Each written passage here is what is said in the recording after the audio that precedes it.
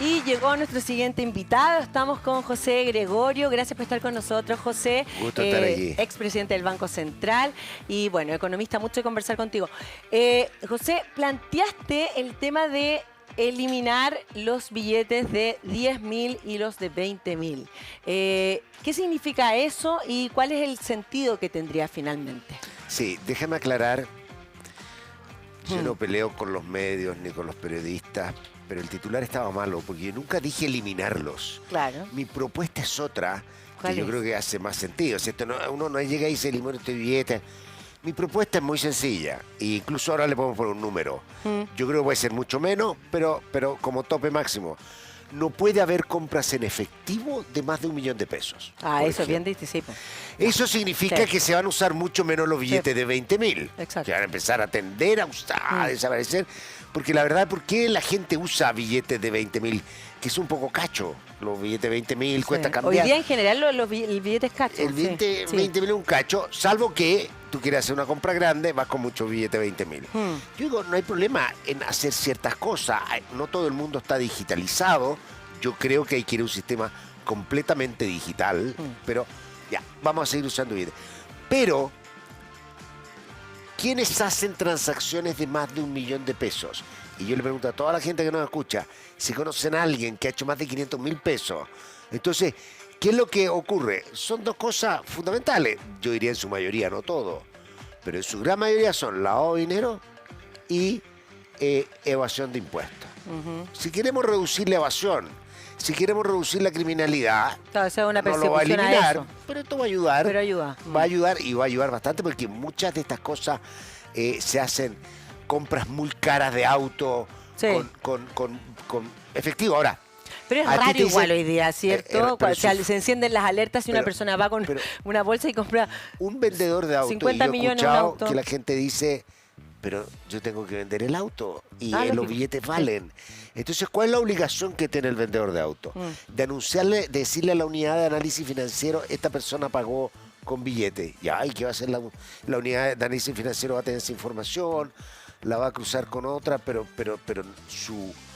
la capacidad de remecer más el mundo del delito es muy distinta que si diga, no, llega alguien con billete y dice, no, ¿sabes qué? No, deposítelo en un banco y me trae un cheque o deposítelo y me pago tarjeta de crédito. Sí.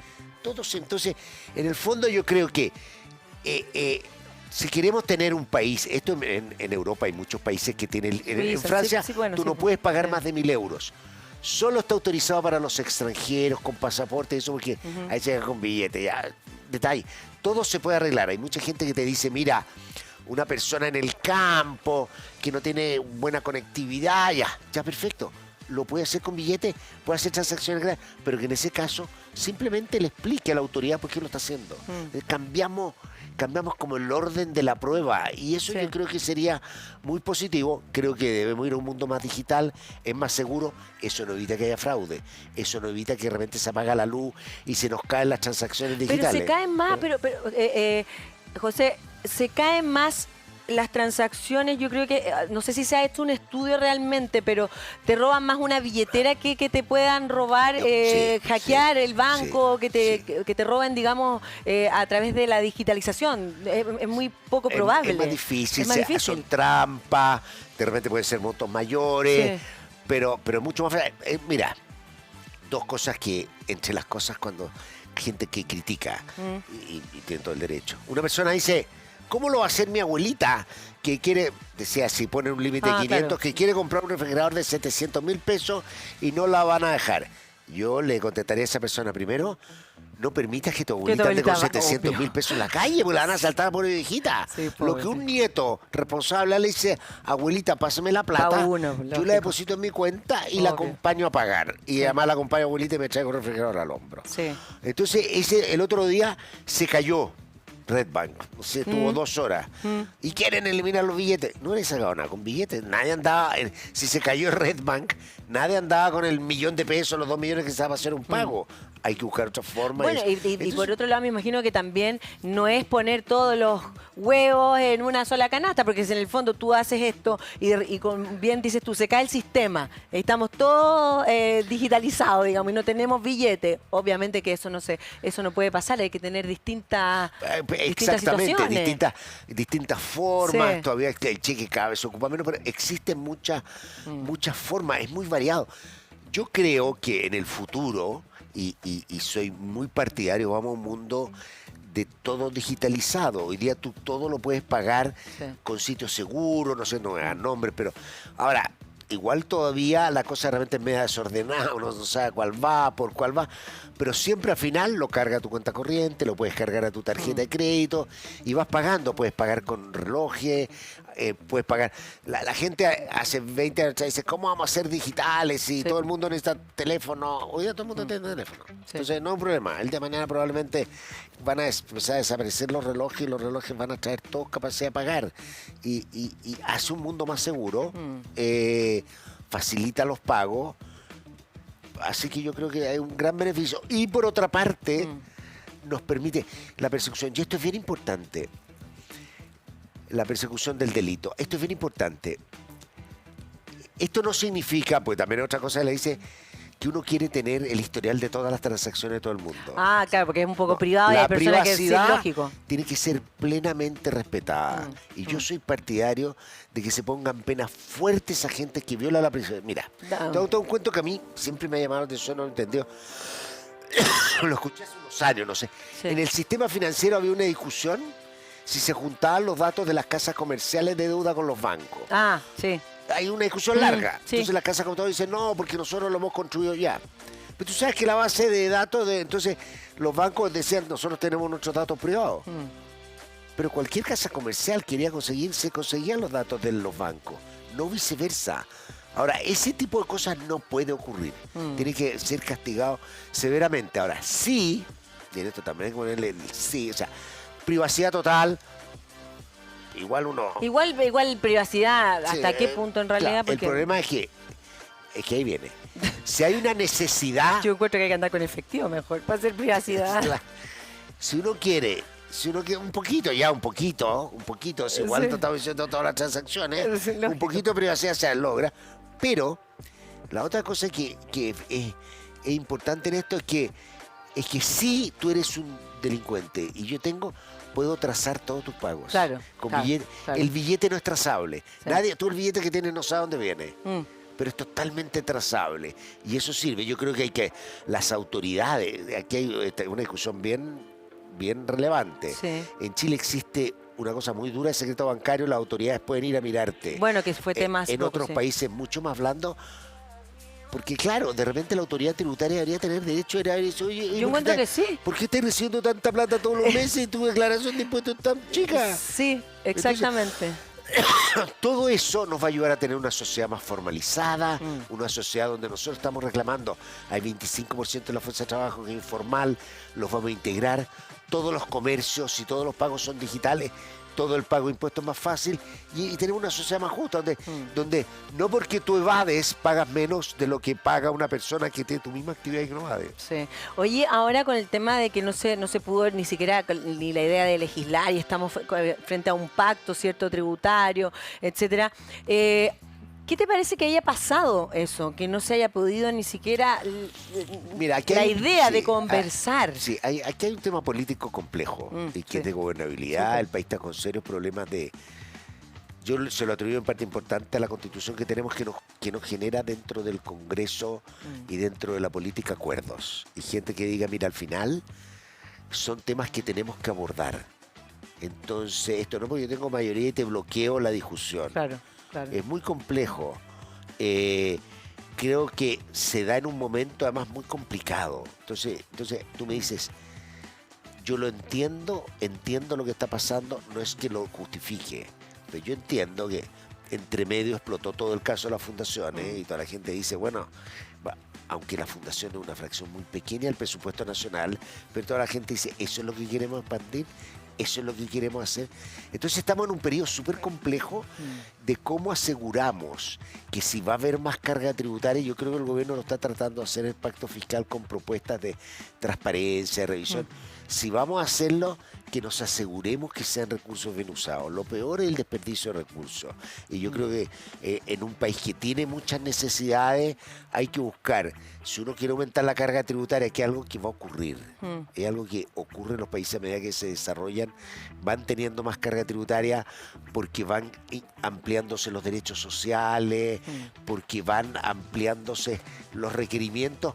Ya no basta con focalizar en los más pobres, también empiezan a haber medidas más Pero generales. eso tiene que ver también con medidas a largo plazo, que es súper difícil también generarlas con un gobierno trabado o que aunque no se lleguen a acuerdos, que son cosas que han ido pasando ya en varios gobiernos que no se puede como gobernar finalmente. Ahora estamos en un gobierno también de izquierda y lo sabemos y que claramente la parte económica, digamos, quizás no está tan de la mano con las ideologías de ellos, el crecimiento económico como se ve de parte de la derecha o de parte de, evidentemente, los empresarios, que es tan necesario que para que Chile crezca, que exista la inversión. ¿Cómo estamos hoy día? Después de que, bueno, vivimos una economía que explotó de manera totalmente inflada por los bonos y por cosas que eran externas, que no eran reales, ¿cómo vamos con nuestra economía para poder llegar a como estábamos hace algunos años atrás, el 2024 o 2025? ¿Cuándo realmente quizá la inflación y todo se va a empezar a estabilizar? Mira, primero respecto, tú tienes un buen punto, tenemos un gobierno de izquierda que la cosa económica traía una cosa más fundacional, pero que se ha centrado mucho. Sí. Y que se ha dado cuenta de la necesidad del crecimiento, porque así no hay empleo, no hay bienestar. Esto del crecimiento no es un número para los ricos, es un número que refleja el crecimiento del empleo, mayor bienestar de las personas, por lo tanto que el crecimiento es fundamental. Lamentablemente, y esto yo creo que es una cosa que en Chile es como bien destacada, en un segundo más te voy a hablar. La macro en Chile anda muy bien. De hace 20, 30 años, la macroeconomía en Chile anda impecable. Nuestro problema, que se remonta, yo diría, a mediados de los 2010, es que se nos acabó la capacidad de crecer. Entonces somos una economía súper estable, que tiene las bases, pero que no es suficiente, y que crece, según el Banco Central, su capacidad de crecimiento es 2, 2,5%. Que es una cifra modesta para los niveles de riqueza actual que tenemos y a lo que queremos acceder. Entonces, lo que tú me preguntas, tuvo un crecimiento muy grande, la economía, unido a fenómenos internacionales, la economía tuvo mucha inflación, nosotros llegamos a niveles de 14%, y el Banco Central hizo lo que tenía que hacer, anticipadamente, a pesar de que algunos digan, no hay que hacer, subió las tasas, logró frenar la economía, porque la economía estaba creciendo a un nivel insostenible, y eso hace que se reduzca la tasa de inflación. Y nosotros hemos tenido reducciones muy importantes en la tasa de inflación. Yo me atrevería a decir que hacia fin de años, sí, deberíamos estar con registros mensuales consistentes con la meta del 3%. Yo creo que va a ser mi percepción es que la meta final, que llegará al 3%, va a ser antes de lo que decía el Banco Central, esperar el próximo año, yo creo hacia fines de este año. No es que el registro sea 3% en 12 meses, pero es que mensualmente vamos a estar como estable entre los 0,2 y 0,3, que eso es ya llegar al 0,3 anual. Entonces yo creo que lo del Banco Central lo hizo muy bien. Ahora viene la discusión de que tiene que hacerlo bien en relajar la política monetaria para que la economía crezca. Este año probablemente tengamos crecimiento negativo, pero el próximo año nos acerquemos a lo más que puede ayudar el Banco Central, es a crecer cerca de nuestro potencial. Para aumentar el potencial tenemos que hacer no sé qué, pero muchísimas otras cosas. Pero ahora en cuanto a nuestra estabilidad, tú dices, claro, que macro estamos bien hace algún tiempo, pero por eso te quiero preguntar también por la minería. ¿Qué pasa finalmente con la seguridad, por ejemplo? ¿Cuánto ha influenciado que nuestro país hoy día estemos con un tema ya de emergencia finalmente que tiene que ver con la delincuencia, con la seguridad, para las inversiones y para que el país crezca? ¿Cuánto influye eso en nuestra economía? Me cuesta me cuesta en estos momentos, y tal vez sería no muy riguroso decirte que el tema de seguridad está afectando mucho las inversiones, porque si viene un inversionista extranjero no tiene problema de seguridad. No. Entonces, o una inversión grande. Claro. Ahora claro. sí, y en esto no nos confundamos, la seguridad es una parte fundamental del bienestar de los chilenos. Yo creo que eso es algo que ha afectado mucho al país, porque la gente siente inseguridad. O sea, entonces al final la gente dice, mira, ve las prioridades que han ocurrido, cómo cambió. Veníamos del estallido social, demás, igualdad, muchas de esas cosas, pero entre medio se nos desborda y se nos venía desbordando los temas de seguridad, y la gente dice, lo primero es lo primero. Primero, antes de pedir trabajo, quiero salir a trabajar Tranquilo, con seguridad. claro, que pueda yo llegar a mi casa. No puede ser que en mi barrio, cuando Sí. está oscuro, tengo que llegar con cuidado, me tengo que ir a buscar a la esquina. O sea, no puede ser. Entonces, el tema de seguridad es fundamental. Creo que hay conciencia, hay esfuerzos. No es fácil. O sea, no es fácil cuando tú tienes delincuentes, cuando tú tienes redes y mafias delincuentes. Narcotráfico, etcétera, como no es que tú agresivo. llegues y le digas el día de mañana, oye, se acabó, y te dicen, ya, perfecto, ahora yo estoy dedicado a la droga, ahora me voy a una bomba de benzina a trabajar. No es así. O sea, hay una cosa súper compleja de cómo uno lo va haciendo. Yo creo, las cosas que uno escucha, y tampoco esto soy experto, pero que ha habido esfuerzo, se notan algunos índices, en algunas percepciones, que hay al menos, digamos, un plató, y tenemos que, el gran temor que tenemos, y yo creo que el gran problema, es que estas cosas empiezan a descontrolarse, empiezan a corromper. Es lo que pasa en muchos países en Sí, América Latina. por eso te lo pregunto. Corrompen a la justicia, Obvio. Claro. corrompen Empiezan a manejar todo, el a la poder. policía. Sí. Eso, afortunadamente, más allá de casos puntuales, en Chile no ocurre. Y por lo tanto, porque ahí sí que tú, cuando tú tienes control, y cuando hay control delictual, así que, o tiene un Como sistema México, judicial, claro, como tiene un países sistema así. judicial corrupto, Sí. un sistema, ahí obviamente afecta a la inversión. No creo que estemos a un nivel que afecte a la inversión de manera relevante, pero creo que la inversión no es nuestro objetivo. Nuestro objetivo es que la gente viva bien, que la gente esté bien, y el tema de seguridad es clave para la gente. Nuestra fortaleza sigue siendo la minería, me imagino. ¿Y qué está pasando con el litio realmente? ¿Cuál es el uso real que nosotros debemos tener del litio? Porque a veces decimos, no, ¿qué si nosotros no vamos a hacer autos eléctricos? ¿Qué vamos a hacer? Eso- ¿Qué sería lo mejor del litio? Ya, hablemos del litio, porque Ya. también podemos hablar de minería. Sí. Pero ya, deja primero. Una rareza, es el único bien minero no concesionable. El cobre tú lo puedes, tú Sí. puedes concesionar, Sí. pero tú no puedes concesionar el litio, porque cuando en dictadura se hizo esto, se pensaba que el litio podía tener utilidad en cosas nucleares. Entonces no se concesiona. Entonces, la forma en la cual el litio se explota es por contratos de arriendo. Entonces, Sí. yo te arriendo Sí. la mina para que lo Exacto. hagas. Sí, sí. Ahora, lo que la historia del litio demuestra en los últimos años, que lo que se hizo en el gobierno de Bachelet II, cuando se negoció con SQM, no recuerdo la cifra exacta, pero hace algo así como 5.000 millones de dólares se recaudaron el año pasado. Se recaudó más por litio que por cobre. Sí. Entonces la pregunta, y aquí hay que evitar, la pregunta es cómo explotamos mejor el litio. Claro.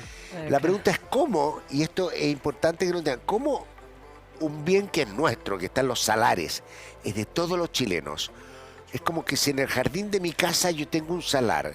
La pregunta es que yo no voy a dejar antes de sacar el salar, le digo, te cobro por sacar el salar. Lógico. Una cosa es decir, no, yo voy a sacar el litio, si tengo expertise. Pero ¿qué es lo que pasa? Que normalmente uno no tiene expertise. La expertise está en empresas extranjeras, está en SQM en Chile. SQM que es una empresa que con la política quedó bastante desprestigiada, pero yo creo que hay que separar ese tema. Y la pregunta es cómo explotar y maximizar el beneficio chileno. El gobierno se ha enredado un poquito. Entendible, el gobierno hace poco tiempo, no he revisado los twitters de las autoridades, pero seguro ellos querían expropiar SQM, querían cambiar todo, porque No, sí, no, yo no, ha cambiado, era un poco. todo como llegar y lo expropiamos y, no hacer nada, y después llegar y se dan cuenta que la cosa es un poquito más difícil, Sí, y no sí. es la mejor manera de hacerlo. Bueno, de hecho, la Entonces, misma pregunta ministra es, lo dijo también de ¿cómo lo minería. arreglan? Sí. Es como, entonces, ahora el presidente dijo, nunca va a haber explotación privada, pero va a haber y se va a asociar Codelco con una privada. Yo creo que Codelco se tiene que retirar, pero tiene que preocuparse el cobre, que en Chile ha caído la producción de Sí, cobre, no sé, 10, 15%. terriblemente. ¿Por qué, La Pati? producción de Codelco, ¿por qué no sea una empresa que ha sido capaz de seguir el ritmo de los tiempos? Hoy día hay muchas dificultades en la actividad minera. Hoy día nosotros, mira, una cosa... Siempre cuando el cobre subía había un boom en la economía chilena. ¿Tú sabes por qué hay boom en la economía chilena cuando sube el cobre? La razón más importante de todos los estudios que yo he visto es que hay un boom de inversión. Cuando el precio del cobre sube, todo el mundo empieza a invertir en minas. Sí. ¿Y qué significa eso? Contratamos ingenieros ambientales, contratamos constructoras y el país tiene un boom. Hoy día no hay ese boom con el precio del cobre alto y que va a seguir alto. Claro. ¿Por qué? Porque hay mucha traba a la inversión minera. Cosas razonables, comunidades, Por el ¿no es cierto? Pueblo por temas originario, medio medioambientales, ambiente, ¿cierto? todo Sí, eso. sí. Y también problemas de empresa que yo creo que es un problema. O sea, que Codelco, que es nuestra gran riqueza, ¿qué nos interesa a nosotros Codelco? A mí no me interesa, no quiero decir, a mí me interesa que Codelco nos rente lo más posible a todos los chilenos. Lógico. Eso es lo que uno necesita, eso es lo que uno quiere del litio. Y si eso es mejor con privado, mejor con... Lo arreglamos. Chile avanzó mucho en materia royalty, por ejemplo, hoy día. Hoy día la minería está pagando un royalty muy superior a lo que pagaba antes. ¿Y qué es lo que tú tienes que cobrar? Si en el fondo la pregunta es, a alguien que va a ir a mi casa y va a sacar del jardín algo y con eso va a hacer un negocio, yo lo que debo hacer es cobrarle lo máximo hasta el punto en el que quiera hacerlo. Porque si le cobro demasiado, a veces no entro. Entonces ahí es donde uno tiene que tener la capacidad. Se ha hecho, creo que lo podemos hacer con el litio. Ahora, tú hiciste otra cosa, pregunta interesante. Sí. Y que tiene que ver con toda esta discusión de agregar valor. Claro. Nosotros no vamos a hacer batería. No. Porque llevar las baterías a donde están los usuarios es carísimo. Claro. Es que aquí hay que entender una cosa y que yo me he dado cuenta que viene de un trauma que tenemos. Las empresas agregan valor o hacen la actividad de la siguiente etapa donde más les conviene. Obvio. Obvio. Entonces, Sí, lo el hacen. negocio. En el pasado nosotros crecimos con una mentalidad de que el imperialista venía a sacarnos todo y porque quería hacerlo ellos. No, la empresa, si tú ves cualquier empresa, dice, ¿dónde hago la batería? Donde sea mejor. Lógico. Y obviamente la empresa de batería dice, ¿dónde mejor? ¿Dónde están los usuarios? Eso no quita que haya actividades que se pueda hacer con el litio, que pueda contribuir también a baterías para temas de hidrógeno verde, que hay cosas. Ahora, entonces viene la discusión de cuánta... Chile tiene, y veíamos un estudio la semana pasada muy interesante, Chile es un país que obviamente todos decimos no es muy sofisticado en su producción comparado con países más avanzados, ¿no es cierto? Sí. No somos un país muy diversificado, no hacemos cosas sofisticadas. Pero eso en gran parte es explicado porque quedamos lejísimos. Iba a decir usar una palabra fea. Sí, pero no. estamos así. Estamos lejísimos. Entonces, ¿quién estamos va a a la venir a...? última, Por ejemplo, ¿cómo se organiza el mundo en cosas que se llaman cadenas de valor? Yo produzco el iPhone en 50 países. Entonces, una cosita acá, la transporto en barco para acá, la traigo para acá, el avión se la lleva para allá y esto. ¿Quién va a venir a hacer ¿Quién va a traer un componente a hacerlo acá desde Asia para llevárselo vuelta a Asia? Estamos lejísimos. Sí. Entonces hay que entender que lo que nosotros tenemos, si queremos avanzar con nuestro país, tampoco con esa obsesión del valor agregado hacia abajo, también hay valor agregado hacia el lado.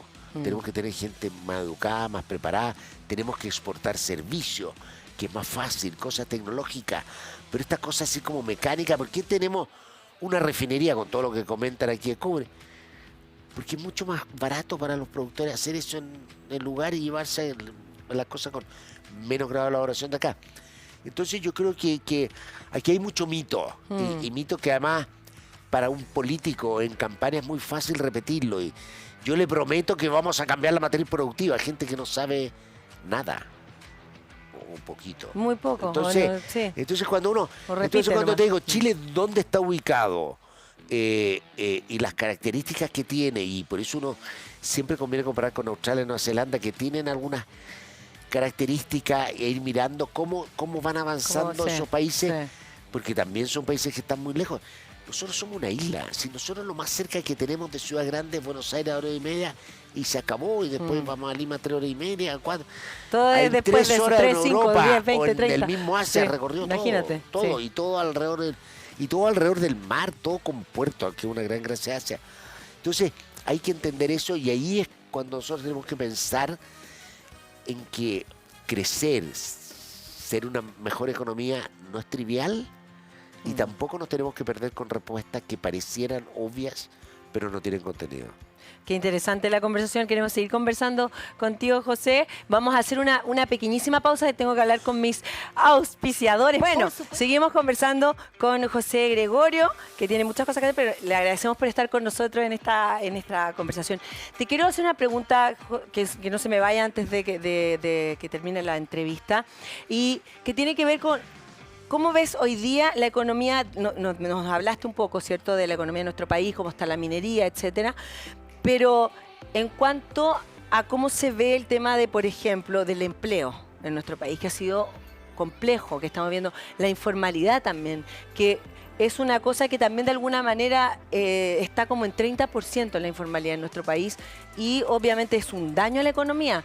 Entonces, ¿cómo se hacen ciertos avances o qué se hace finalmente para salir de esos lugares que todavía están tan entrampados?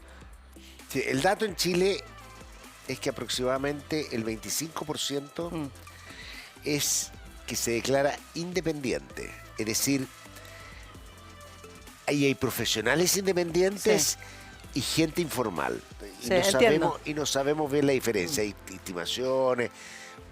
La formalidad es mucho más que los trabajadores independientes, pero esa es más o menos la cifra. Ahora, en este ciclo, la situación del empleo ha estado débil, pero tenemos una economía que está cayendo y las cifras de desempleo no están subiendo a los niveles que estábamos acostumbrados antes. O sea, hay una cosa en el mundo entero post pandemia, y es que el empleo es más resiliente. Es de que la economía está más apretada. El gran problema problema en Estados Unidos es que la Fed sube la tasa y el empleo sigue con mucha fuerza. Así que en Estados Unidos, cuando somos los datos de Estados Unidos en la historia, lo normal en Estados Unidos, que es una economía que está desacelerándose para bajar la inflación, lo normal en Estados Unidos es que ellos tienen muy buenas mediciones, que había una vacante por cada trabajador desempleado. Eso es más o menos como el dato. Ya. ¿Por qué? Porque ahora los trabajadores no toman esa vacante, pero las vacantes respecto del desempleo te muestra cuán estrecho es el mercado del trabajo. Hoy día hay 2 vacantes por desempleado. Está muy estrecho, hay mucha gente pidiendo respecto del pool de trabajadores que tiene. Ajá. ¿Y eso qué tiene que ver? Yo creo, tiene muchas cosas, pero una cosa importante es que ha habido mucha reasignación hacia actividades nuevas que requieren más empleo, ha habido mucho más flexibilidad. Hay mucha gente que es informal, y yo no me gusta la informalidad, pero parte también es respuesta a nuestras rigideces.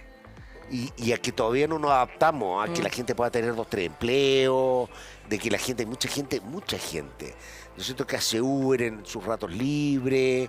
Entonces, nosotros tenemos que adaptarnos como país a que eso sea cada vez más formal, pero que existan esas posibilidades.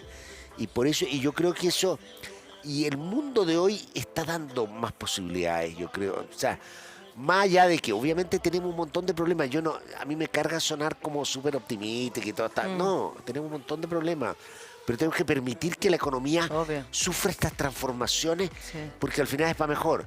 Vamos a tener con la inteligencia artificial en el empleo, en muchos empleos. Va a haber mucho empleo. No sé si has visto la huelga de Hollywood, que yo la sigo, ¿no es cierto? La discusión de los actores. Sí. Es cuáles son los derechos que tienen, mucha de la discusión tiene que ver, cuáles son los derechos que tienen las compañías respecto de tu imagen para reproducir tu creado con inteligencia artificial, ahorrarse actores en el fondo, ahorrarse editores. Pero eso no significa. Nosotros vamos a ir a un mundo en el cual va a haber cambios, pero no va a desaparecer el empleo, siempre hay empleo. Cuando Henry Ford se le ocurrió hacer ¿no es cierto?, la línea de producción para los autos y producir en línea, en serie. La gente perdió mucho empleo. pero volvieron a tener empleo. Uno de los Claro, empleos, es parte de este círculo uno de los virtuoso. empleos, una de las actividades más dañinas para el empleo fue no sé cómo se llama, pero cuando el teléfono dejó de ser con conmutador, se acabaron, pero en Estados Unidos miles de empleos de mujeres, que eran las que hacían eso. Obvio. Y se quedaron sin pega. Sí. Pero en el sector telecomunicaciones Se aumentó el abre empleo. obvio, se abre otro mundo. El otro día escuchaba, que me encantan estas cosas que uno aprende, pero Excel. Excel. Cuando apareció ¿Te Excel, acordás? Excel, sí. los contadores, Tenía Excel. los contadores, un contador eran 20 contadores para llevar una planilla.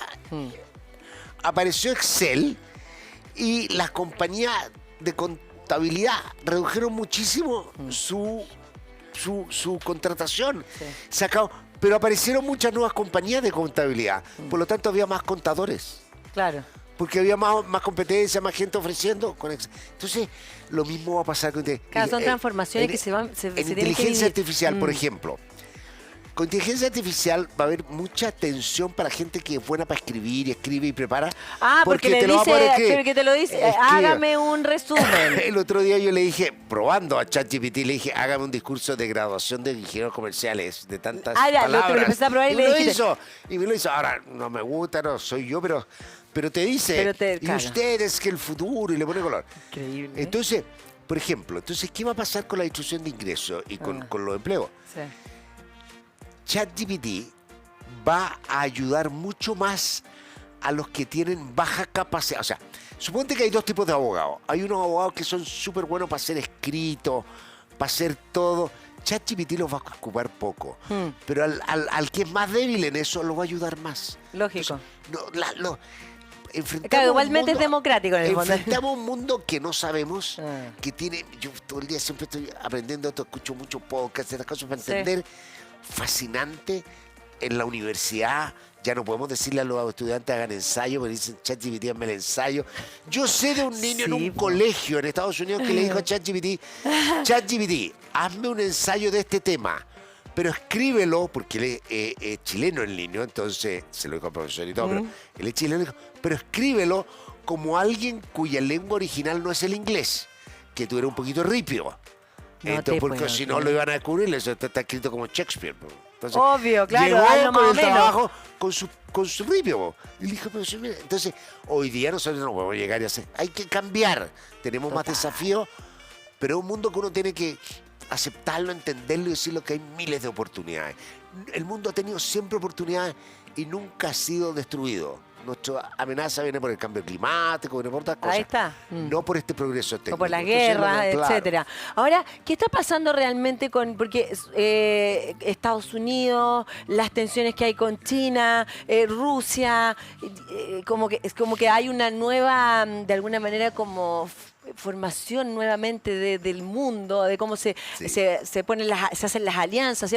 ¿Qué pasa con India? Esto de que de verdad que no el arroz, ¿realmente estas cosas nos están afectando o ya estamos en un punto en el que también es parte de algo que ya lo entendemos y lo vivimos? Porque no solamente hoy día está, nosotros claro, estamos en la guerra de Rusia-Ucrania, pero la verdad es que hay muchas guerras que se están viviendo y hace muchos años. Entonces, ¿estamos adaptados a eso o finalmente esas cosas igual nos van El mundo golpeando? venía así y hay una cosa que es bien interesante. Hoy día la tensión entre las dos grandes potencias del mundo son potencias que dependen una de la otra porque comercian. En la época del bloque soviético, Sí. habían dos bloques, soviético, mundo occidental. No conversaban entre ellos. Lo único que hacían eran preparar armas para amenazarse uno al otro. O sea, para ponerlo en simple. No, sí, obvio. Hoy Sí. día triunfa Estados Unidos, el capitalismo, y le aparece una nueva amenaza, digamos, a este poder, que es China. Y China prestándole plata a los mismos países que le presta a Estados Unidos, comerciando con los mismos Con países. los mismos, digo, entonces, nosotros también. Entonces empiezan a depender uno del otro. Entonces no tenemos un mundo que se polariza. Y tenemos entre medio Rusia. ¿Y quién ayuda a Rusia? Entonces los chinos pueden ayudar a Rusia. Ay, Estados el Unidos, poder Ucrania. de Rusia también es tremendo. Pero en un mundo donde todos dependemos de todo. Y yo creo que de alguna otra manera eso limita el escalamiento de conflictos. porque está en mi interés Entiendo. no arruinar a mi adversario. Claro, porque finalmente de ahí dependo sacó la del plata. adversario. Sí. Entonces Estados Unidos dice sí, tiene toda una pelea tecnológica con China Ah. y le va a dar para apoyar a su empresa y todo eso, pero tiene un límite, porque al final lo que quieren Estados Unidos es el bienestar de su gente y depende de China. Es bien interesante lo que está pasando en el mundo. No sabemos hasta dónde puede llegar. Hay una tensión también versus democracia, versus los límites a la libertad que hay en China. Total. El mundo, China hoy día está creciendo menos, hay cierta preocupación. Yo no lo encuentro alarmante, pero era normal cuando tú te estableces como un poder. O sea, cuando tú eres una economía miserable, o sea, agrícola, y empiezas a desarrollarte, crece muy rápido, pero llega un momento que es más difícil. Y en esa fase está China. Es un mundo complejo, interesante, con tensiones, Bueno, está en pero donde África todos se también. sientan en la mesa a arreglarlo. Sí, se me había olvidado lo de Antes, África, ¿qué está pasando? no conversaban entre ellos. Nadie sabía lo que pasaba. Eran puros espías. Hoy día todavía hay espías, yo creo. Sí, obvio, Pero sí. era... Es bien interesante. Los drones. Enfrentamos un mundo Totalmente súper distinto. cambiante, una cosa como muy potente, de mucha... Además un mundo de libertad y de información ilimitada. Ahora, muchas mentiras que vienen en la... Pero hoy día nadie puede hacer una burrada. Yo le digo, siempre a mi alumno, uno tiene que ser honesto en la vida porque es lo que corresponde. Pero incluso si no lo van a quieren cachar hacer, igual. los van a pillar. Sí. Todo es trazable hoy día. Tú ves los escándalos y cosas que pasan en el mundo financiero, las cosas que pasan en política. Estas cosas podían pasar antes. O sea, uno se amarga, pues que lata que lo hagan. Ahora lo sabemos. Ahora lo sabemos, sí. Antes no teníamos idea. Sí. Entonces creo que para allá vamos a una... José, ¿qué pasó finalmente? No puedo dejar de preguntarte porque acá fue tema mucho tiempo las cripto. Ah, no, una vez hablamos de cripto acá. Sí, también Pero fue yo contigo. siempre era pesimista de las cripto. Sí, por eso te lo alguien se pregunto. enojó el otro día porque dije que eran basura. La verdad que no sirven para nada. Y han demostrado que no sirven para nada. Yo voy a lo digital, Sí. pero la cripto no sirve. Y la cripto, ¿por qué no sirve? Primero, porque la cripto fluctúa mucho el precio. Entonces nunca nadie va a poner el precio de su auto en cripto, porque el día de mañana pues, no vale nada. No sirve como moneda. Es muy inestable todavía, sí. No Entonces, existe. ¿qué pasó con las cripto? Con las cripto pasó que aparecieron criptos de precio fijo. Pero el colapso del mundo de los criptos, que no hemos hablado de ahí, que fue en mayo del año pasado. Sí. En marzo la Fed sube la tasa. Yo dije la cripto puede ser como el oro, que cuando suba la tasa, Ajá. el oro se fortalece y la gente demanda oro. El oro no sirve para nada, con poquitas cosas, pero la gente lo demanda porque se lo protege contra la Porque es inflación. seguro, sí. ¿Qué ocurre en este caso? La Fed subió la tasa y las cripto empezaron a caer. Empezó a caer el precio de las cripto y algunos inversionistas y algunos proveedores de moneda se empezaron a quedar sin plata para responderle a los que le debían. Ajá. Y explotó. La primera explosión, no sé si es la primera explosión fue Terra Luna. Esto podríamos hablar a lo largo, porque yo sigo todo Es que esto. es muy entretenido el... Fue Terra Luna. tema. Terra era una moneda fija, uno con el dólar. Y Luna era una moneda que fluctuaba, que hacía que los que tenían Terra les convenía vender a Terra 1 porque el precio acá se ajustaba, unos algoritmos, todo eso. Ellos descubrieron lo que los argentinos lo hubiera querido, les gustado descubrir y que ha sido la causa de todas sus crisis. Fijar una moneda al dólar sin tener reserva. Entonces llega el día de mañana y todo el mundo te dice, ¿sabes qué quiero mi dólar? Tengo 1000 terras, dame $1000. Y como ellos no tenían reservas porque tenían esta cosa Luna, el sistema colapsó. Terra valía 1, valió 0. Gente se suicidó. Era un mundo de baja tasa de interés. Además eran tan locos que te decían, pásame un dólar, compra Terra, yo te tomo un depósito en Terra y te voy a dar un 20% de interés anual. Y si ahí lo que hacían, se iban a meter a otras cripto, que estaban todas burbujeando. Colapsó eso. Después viene el colapso de Sam Bankman-Fried, de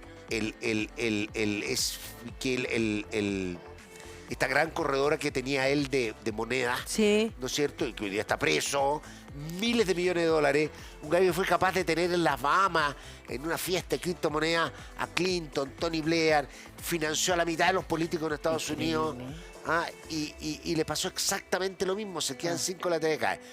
Mucha gente tramposa anda en esto. Lo que no quita que hay gente honesta que cree. Pero, como alguien decía por ahí, las criptos son más bien un culto. O sea, la gente así como que cree la cripto porque es libre, hago lo que quiero y tengo la cripto, pero no sirve para nada. No sé, hay algo que puede servir, pero que puede servir los non-fungible tokens, unas como cripto especiales que habían, o la misma, los cadenas de bloque y toda esta tecnología criptográfica. Pero no ha servido de nada. Y porque tiene un gran problema. No, vamos a hablar largo. Necesita validación. Y para validar, la gente cobra. No es un sistema gratis. Hoy día es gratis porque cuando tú validas te dan cripto. Cuando se acaben las cripto, llega el límite, te van a empezar a cobrar. Si yo quiero tener en una cadena de bloques criptográfica todo mi historial médico, que era una aplicación muy positiva, por ejemplo, que yo puedo tener en la nube, súper seguro, todo mi historial médico. Y lo tengo con un sistema como esto de cadena de bloques, ya. ¿Cuál es el problema? De que si yo quiero que reconozcan que es mi bloque, tengo que pagarle a alguien para que lo verifique con estos programas y algoritmos. Y al final todo se encarece. Entonces, no ha pescado. Mira, en el mundo ha habido 3 avances tecnológicos en los últimos 20 años. Después de la explosión del .com en los 2000, miren, 3 avances. Entonces, una cosa es el cripto, el año 2009. No ha pescado, 2009, no ha pescado nada.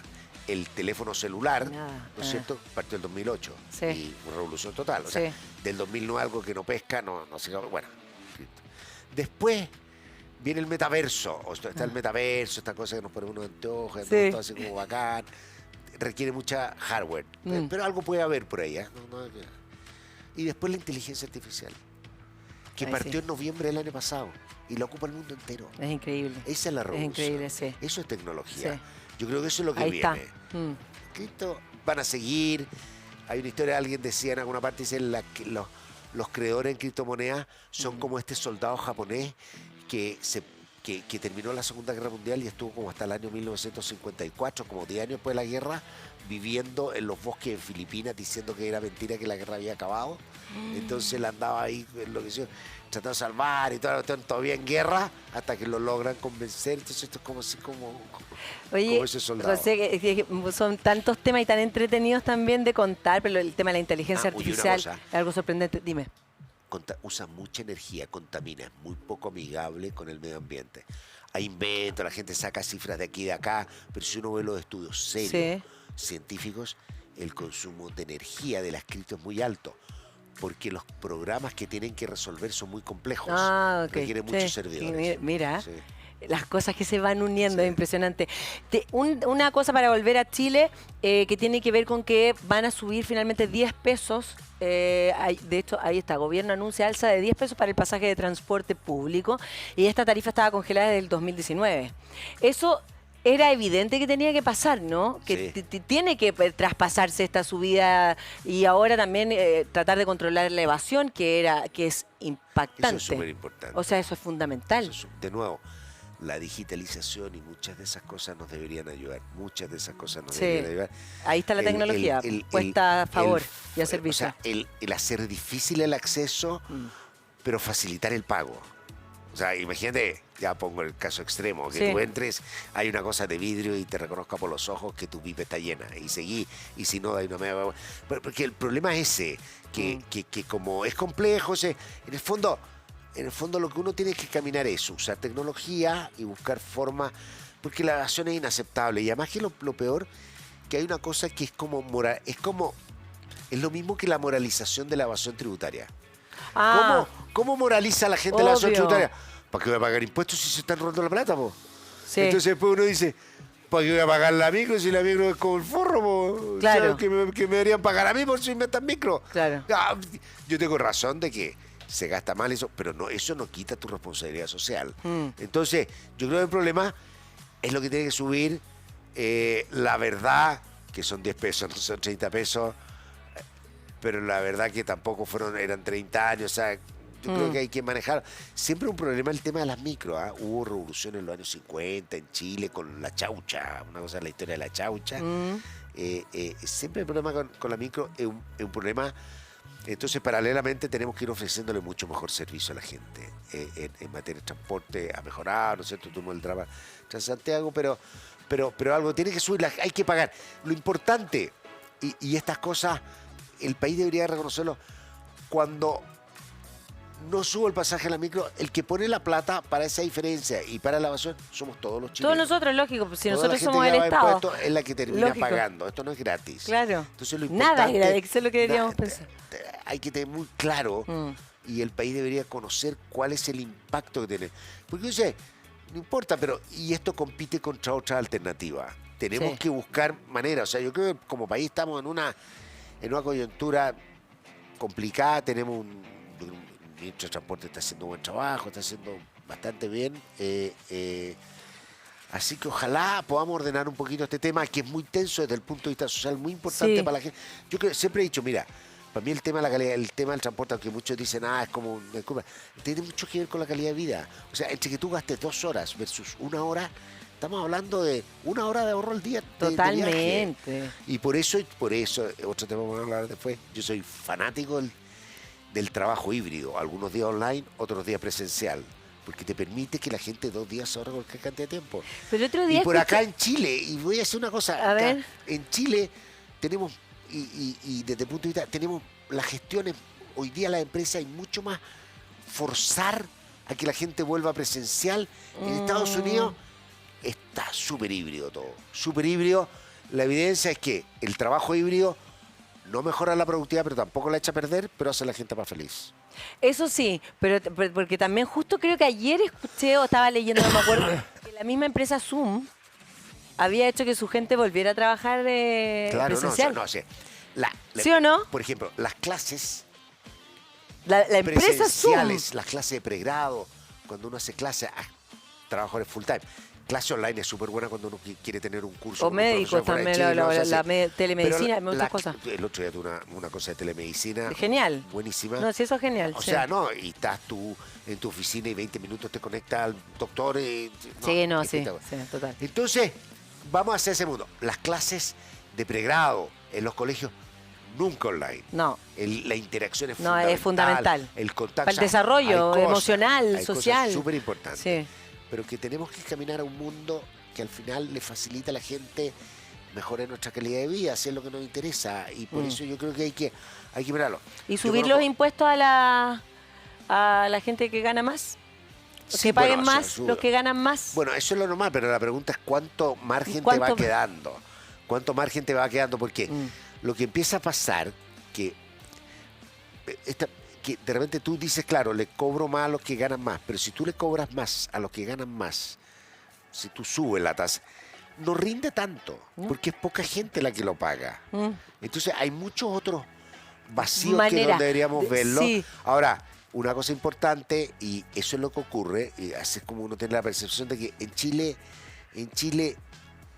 hay gente que gana mucho, paga mucho, pero hay gente que gana mucho y paga poco. Eso no puede ocurrir. Eso es lo que uno tiene que evitar. Eso es lo que supuestamente, eso es lo que se quiere tiene que controlar evitar. Sí, urgentemente. sí. José Gregorio, muchas gracias por estar con nosotros. Ha sido un gusto tenerte. Mucho gusto haber estado aquí. Esperamos tenerte nuevamente, que no sea No, tanto no, tiempo más. Pero no me hago rogar tanto. Me llaman de cultura y ya. Te vale. llama. Muy bien, muchas gracias. Gracias, José. Listo.